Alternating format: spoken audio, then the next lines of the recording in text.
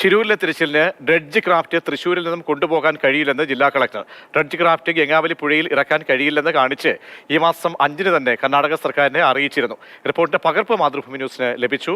ആ പകർപ്പാണ് കാണുന്നത്. ഇനി നമുക്കതിന്റെ വിവരങ്ങളിലേക്ക് പോയി കഴിഞ്ഞാൽ MS ലിഷോയി ചേരുന്നുണ്ട്. ലിഷോയി, ഡ്രഡ്ജിംഗ് സംബന്ധിച്ചുള്ള കാര്യങ്ങളിലാണ് ഇന്നൊരു അഭിപ്രായ വ്യത്യാസം ഉണ്ടാകുന്നത്. കേരളം എത്തിച്ചില്ല എന്നടക്കമുള്ള കാര്യങ്ങളാണ് കാർവാർ MLAയും നേരത്തെ ചൂണ്ടിക്കാട്ടിയത്.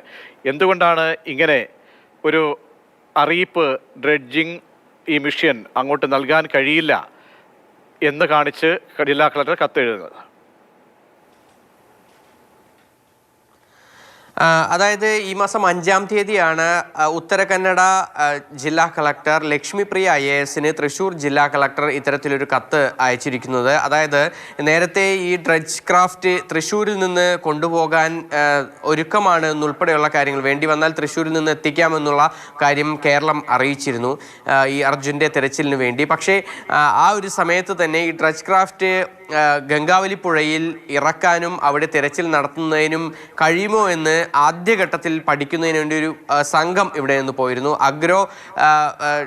അഗ്രോ ഡ്രഡ്ജ് ക്രാഫ്റ്റ് എന്ന് പറയുന്ന ഈ യന്ത്രം അത് ഗംഗാവലി പുഴയിൽ ഇറക്കാൻ കഴിയില്ലെന്നാണ് ആ സംഘം അവിടെ പോയി പരിശോധിച്ചതിൽ നിന്നും സർക്കാരിന് നൽകിയിരിക്കുന്ന റിപ്പോർട്ട്. തൃശ്ശൂർ ജില്ലാ കളക്ടർക്ക് ഇത് സംബന്ധിച്ച് വിശദമായ റിപ്പോർട്ട് തന്നെ ഈ സംഘം നൽകുകയും ചെയ്തു. അതായത് നിലവിലത്തെ ഗംഗാവലി പുഴയുടെ ഒഴുക്കിനും അതിനോടൊപ്പം തന്നെ അവിടുത്തെ ആഴത്തിനും പര്യാപ്തമല്ല ഈ ഡ്രഡ്ജ് ക്രാഫ്റ്റ് എന്നുള്ളതാണ്.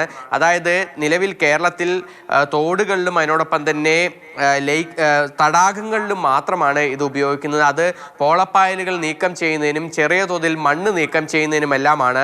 ഗംഗാവലി പുഴയിലെ ആഴവും അതുപോലെ തന്നെ അവിടുത്തെ മണ്ണ് നീക്കം ചെയ്യാനുള്ള ഒരു അളവും അതെല്ലാം കൂടി നോക്കുമ്പോൾ അത് ഗംഗാവലി പുഴയിൽ ഇറക്കുന്നതിനോ തിരച്ചിലിന് യാതൊരു വിധത്തിലും ഉപകാരപ്പെടുന്ന ഒന്നല്ല എന്നുള്ള ഒരു റിപ്പോർട്ടാണ് നിലവിൽ ലഭിച്ചിരിക്കുന്നത്. ഈ മാസം 5-ാം തീയതി തന്നെ ചീഫ് സെക്രട്ടറി മുഖേന